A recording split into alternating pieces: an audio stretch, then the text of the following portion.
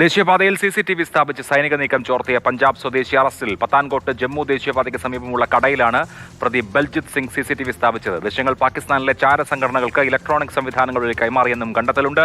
വിഷ്ണുപ്രസാദ് വിവരങ്ങളുമായി. വിഷ്ണു, ഇന്ത്യൻ സൈന്യത്തിന്റെ റോഡ് വഴിയുള്ള നീക്കം പാകിസ്ഥാന് ചോർത്തിക്കൊടുക്കാനാണ് ബൽജിത് സിംഗ് ഇത്തരത്തിൽ CCTV സ്ഥാപിച്ചിരിക്കുന്നത്. ഇയാളുടെ പശ്ചാത്തലം എന്താണ് വിശദാംശങ്ങൾ?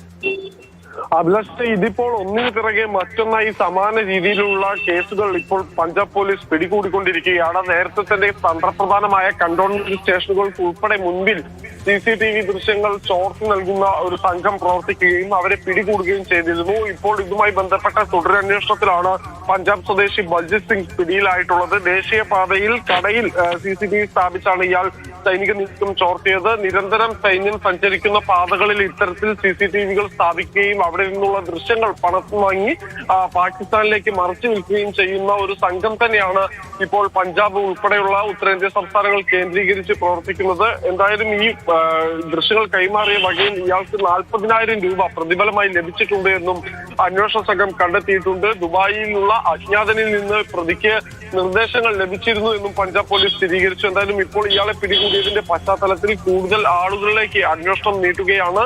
കൂടുതൽ പേർക്ക് ഈ പ്രവർത്തനത്തിൽ പങ്കുണ്ടോ എന്നത് ഉൾപ്പെടെയുള്ള കാര്യങ്ങൾ പഞ്ചാബ് പോലീസ് അന്വേഷിക്കുന്നുണ്ട്. അഭിലാഷ്.